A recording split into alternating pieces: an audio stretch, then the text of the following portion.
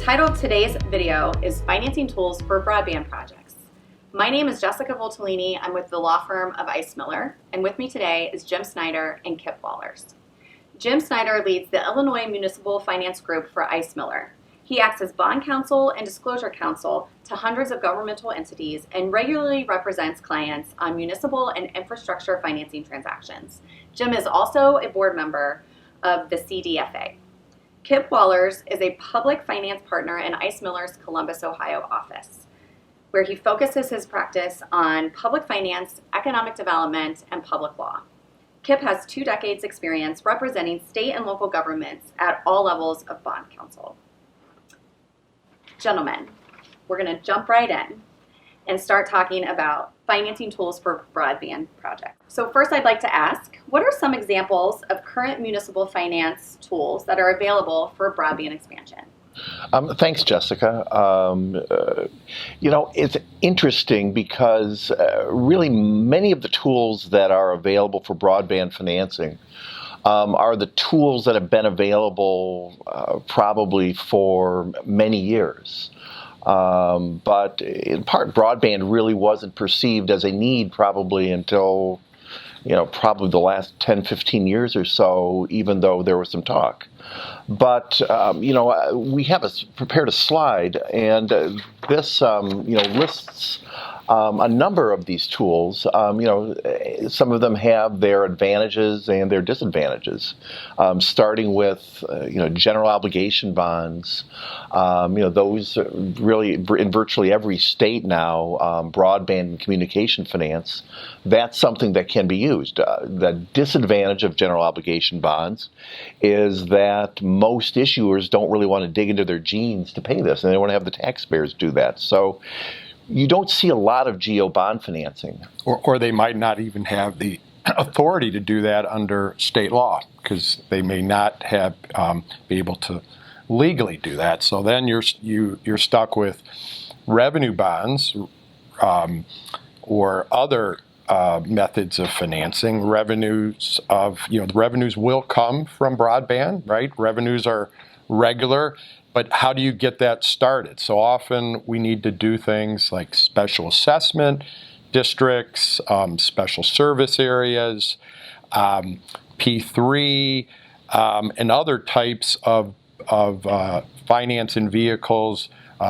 Tax increment financing is often used, and I think the new federal tax legislation for opportunity zones is also a unique tool that could be used if you're in an opportunity zone, and there's hundreds of them throughout the country. It's going to give even more of an advantage, and I think that could be paired with broadband very nicely. Yeah, and I would pause on a couple of those items that you mentioned, Jim. One on the special assessments, which is really kind of interesting, are these property assessed clean energy bonds. And what you see in many states is those are bonds which are, these are assessments on property for clean energy. But what is interesting is that a lot of times the definitions of the improvements are pretty loose, and so the connectivity that is necessary to accomplish this may enable folks to use PACE legislation to fund broadband. It's a matter of really looking at the state laws and seeing what works. I think in some states that we've looked at, that is indeed possible. I guess that would be something that just for the practitioner looking at ways on how to do it, that would be interesting. I guess impact fees are another way, but who wants to pay? How do you get it started and how do you get it financed? Another is just social impact bonds. Haven't seen a lot of that, but there's a lot of people that would be interested, particularly in that very community that needs the broadband, to buy those bonds, make an investment in the community, because there's definitely the need. Yeah, and I think with impact fees, I don't know what you've been seeing, but sometimes you see impact fees almost as sort of like I want to call it like gravy on sort of the, sort of on the turkey of what, you're financing. And so sometimes those tend to be free revenues. And so, considering sort of maybe an impact fee type of structure, where you're able to get those revenues to a government or to whoever, where they're unallocated and may be able to use to support broadband, because given sort of the uncertainty of all of this, and looking at sort of the cost model, it's not at all clear that a system can always be constructed where there's going to be enough revenue to support that. And so using unrelated revenues, like TIF or impact fees. Yeah, basically you're saying combine the revenues that exist, create new revenues, and pledge those to a bank or an investor or a bondholder to enable the broadband to be constructed. That makes sense. What about examples of federal tools available for broadband expansion? Sure.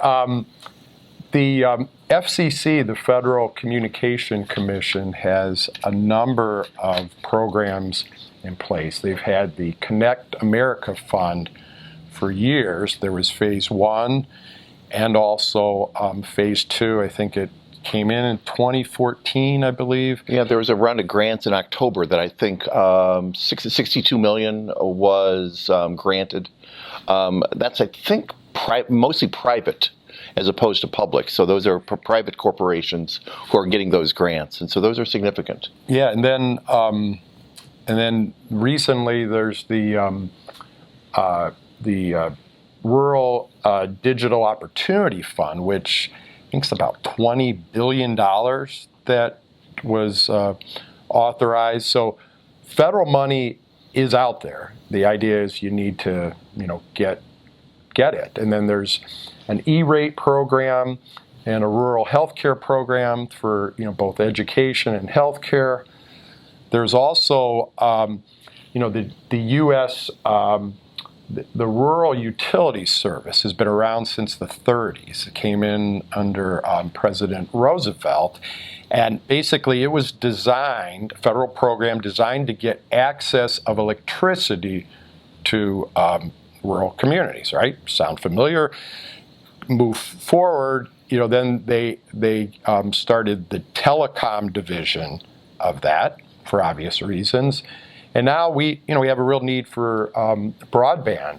And so there's a couple of loan programs, the Connect Loan and Grant Program, the Telecommunication Infrastructure Loan and Grant Loan Guarantee, and several other programs that are designed to provide loans to rural broadband projects.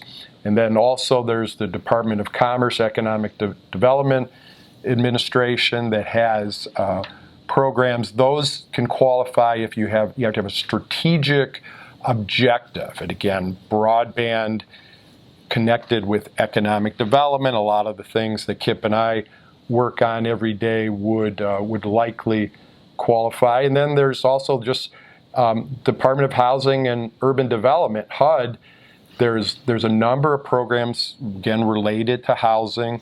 There's the Section 108 loan guarantee, where basically you take the CDBG money that is designed to help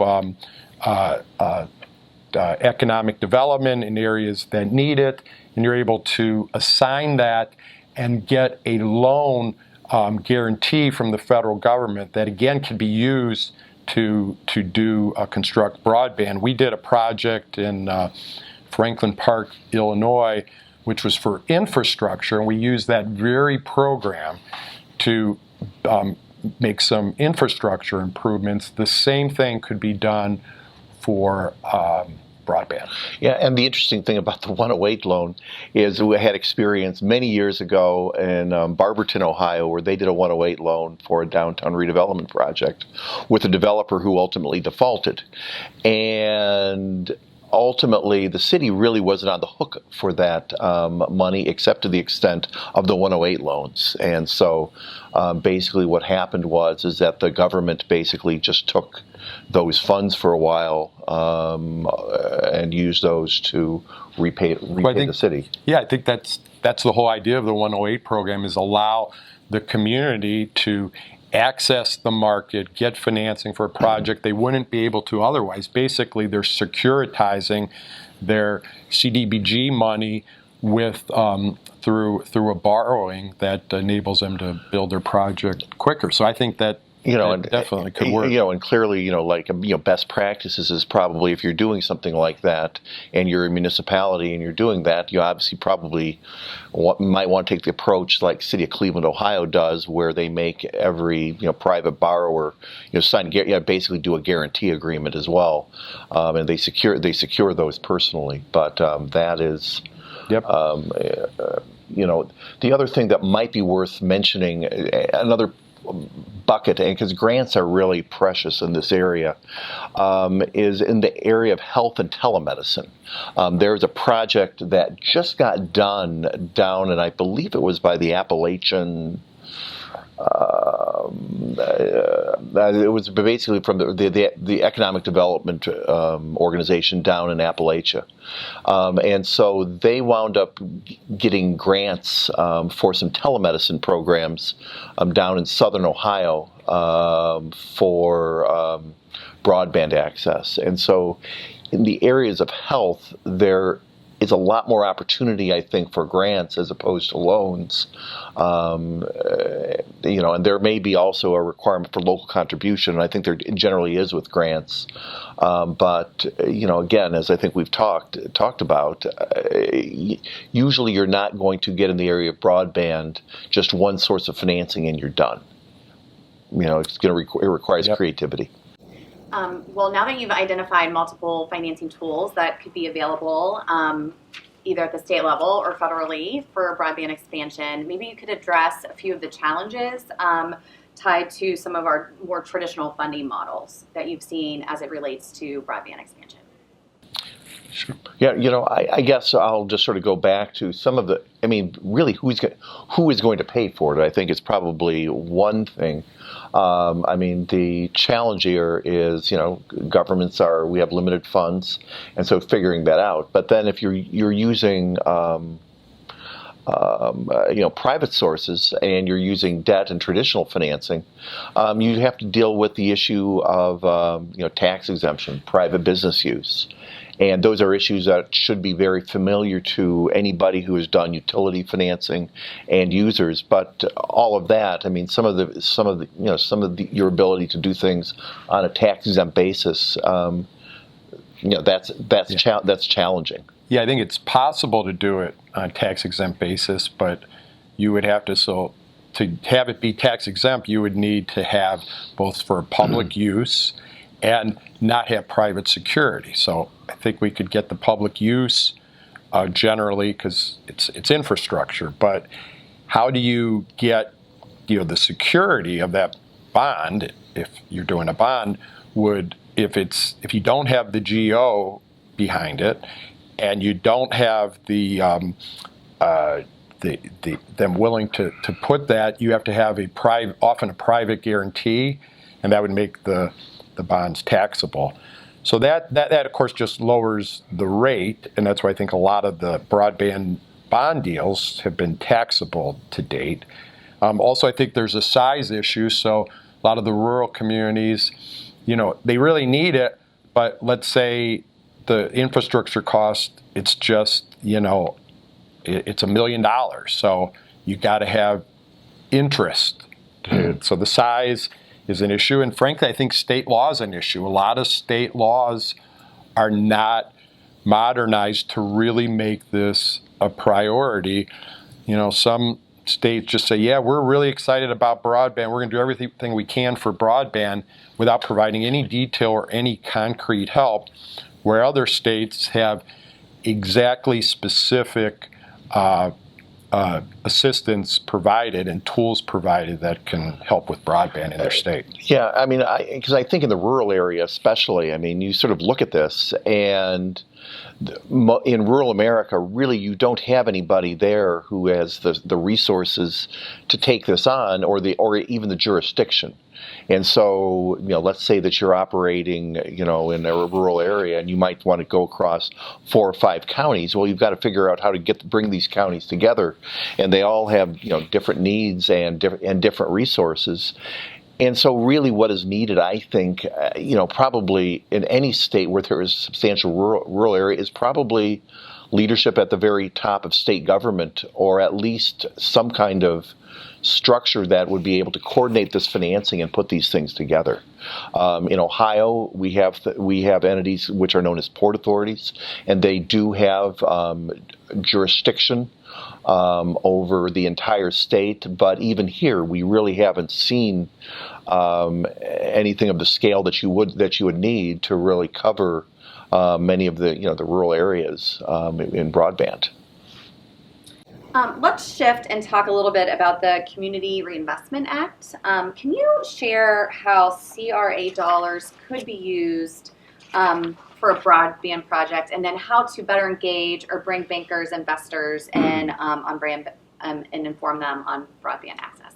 Sure. Well, basically you hear a lot about CRA credit, and what it is, it's the Community Reinvestment Act, and it's a federal act that's been around for a while that basically incentivizes banks to invest in the community and assist those in need, frankly, low to moderate income people, areas that have needs, so that places that aren't typically getting the investment dollars are getting them. And so a couple things. Broadband wasn't thought of really as infrastructure years ago. As Kip mentioned, it clearly is now, and it's clearly a need. And there's a lot of statistics out there about how low to moderate income areas don't have as much access. Obviously they need access to education, they need access to computers, they need to be able to apply for a job. And so how do they do that? So without broadband. So broadband projects, banks are going to be incentivized to loan for and purchase bonds for broadband projects. They'll get a better regulatory grade, is what it really boils down to, and it's there to really revitalize and or stabilize the community. And how banks could do so. So the thought is, not everybody's aware of that, though. So I would do is get community involvement, knock on your bank's doors in your community. They are incentivized to do it, and make them aware that, with the simple question, hey, are you aware you're going to get CRA credit for this? And that can help start the conversation to get a loan. Well, and even further, I mean, the Fed has really taken a pretty. They're well aware of this issue. There was a white paper done. I think you can find it under New Amsterdam. So they did a study of the digital divide, and even more relevant is actually that there is a portion where banks may be incentivized because part of their grade is providing financial services to low and moderate income people. So even moving on beyond the workforce, it's just typically how they interact with their customer base is a way that they're going to be graded by the Fed. And so the Fed has taken a very active interest in this. Any other thoughts on how broadband networks can generate investor value, or what benefits being involved in a broadband expansion project can bring to an investor? Yeah, in addition to CRA, there's a lot with the concept is similar to green bonds or social impact bonds, which basically we've seen a movement over the years, and also with the community invest in your community. We've seen a movement towards that. So the idea is investors want to invest in certain projects that have social good and are targeted, and clearly broadband for a lot of investors would meet that requirement. So you would certainly pursue it. I think starting with your community and community players and finding stakeholders is absolutely a great place to start, but also looking for other types of investors, because if somebody's looking to invest in that type of project, there's going to be more value and a greater return for the community. And I think your emphasis on the community is exactly right. We've had some instances here in Ohio where we've had some projects where they have, site locators have looked to see, well, is there broadband?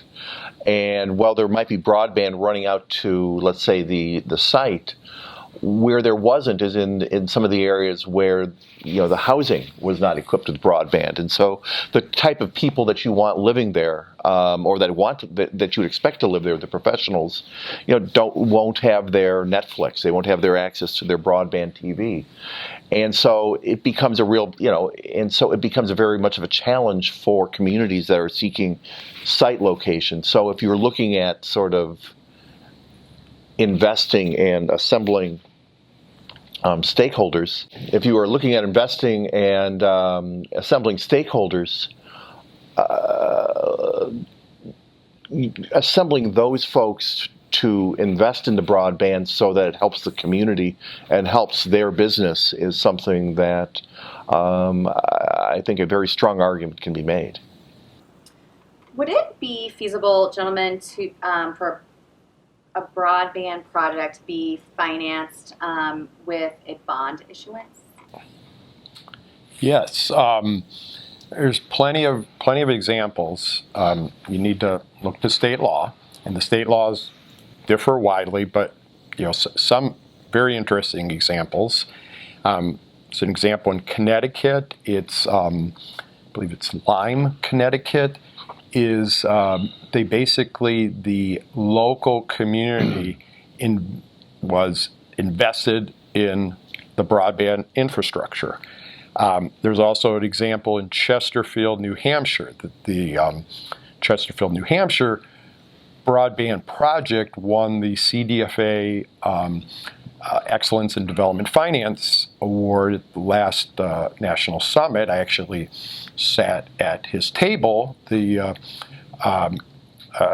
person who was there from Chesterfield, when he received the award at the lunch, and heard a lot about it, and basically a lot of the project was constructed with bonds. The structure, it wouldn't have been possible without state legislation, so first they fixed the state law to enable this. Then they had the private entity guarantee the bonds for a period of time. I believe it was 20 years, but the community owned the broadband, but they didn't want to own it permanently. So then the idea is that after the bonds are paid off, it goes to they transfer ownership to the private entity. So that's a great example. There's also a number of these communication districts being considered throughout the country, and that's really helpful. So if you have a town of 500 people next to another town of 1,800 people, and you want to aggregate it, come up with a communication district to enable the entire area, more of a regional approach. There's also examples in Colorado where law permitted, if it was approved by voters, and they did a bond deal, and then there was also another large one in, I think, Loveland, Colorado. It was where they did taxable and tax-exempt bonds to finance broadband. Jim and Kip, you've talked a little bit about how state law differs in this space, but could you speak to any federal legislation or legislative changes that might help in the broadband financing space? Yeah, well, CDFA's been a big proponent of MAMBA, the modernization of IRB law, and then there's also just recently proposed the Rural Broadband Financial Flexibility Act, which would basically, it really goes hand in hand with that, and it really just allows you to finance with private activity bonds for broadband, which would enable broadband to no longer have this tax issue and be able to be financed on a tax-exempt basis. It also seems to me we've done a lot of deals or several deals with TIFIA bonds, which is a federal program. It's a really cheap loan. It's a great program. It's for transportation. We helped with the Chicago Riverwalk project with that, and also CTA project for the Chicago Transit Authority for some L financing, and that law should be expanded, in my view, to permit broadband to be financed under that law. And there are proposals to that effect. Jim, on the private activity bonds, my recollection is on the federal side, aren't these analogous to what the BABs were? So there would be a BAB subsidy. So essentially there might be, and so the presence of that subsidy as opposed to a tax exemption actually may be able to provide additional capital. And that's a really neat feature of that. That is correct. That was the proposal that came in. It's very similar to the BAB structure. Okay, so I'm a local government, I'm a community. How do I get started? What do I explore first? How do I go by figuring out what sources of funding might be available to me in my state and my local community? I would say first you hire somebody or work with people you trust, consultants, lawyers, people who know broadband, advisors. Check the tools, right, that we went through. We have a couple nice charts of tools that were presented earlier. Determine qualifications, evaluate restrictions. Think outside the box. Don't just say, well, they don't say broadband, so maybe it doesn't work, because maybe an educational program, a business program. There's so many different ways that broadband applies, and as Kip mentioned earlier, even PACE type structure is a good example of thinking outside the box. Try to get a grant before a loan, because free money is better than cheap money, and keep in mind that every fund provider wants the community to be well planned, broadly supported, and likely to succeed. I think that probably the most important thing that Jim mentioned was really hiring the partners that you can trust, who can really help you sort it out. It's not easy. You're going to be, you're baking a cake. It's not going to be a straight shot or a straight path. But evaluate your assets, build support, and you will have success. Well, thank you both for being with me today, and thank you all for joining us for this episode provided by the law firm of Ice Miller and brought to you on CDFA TV.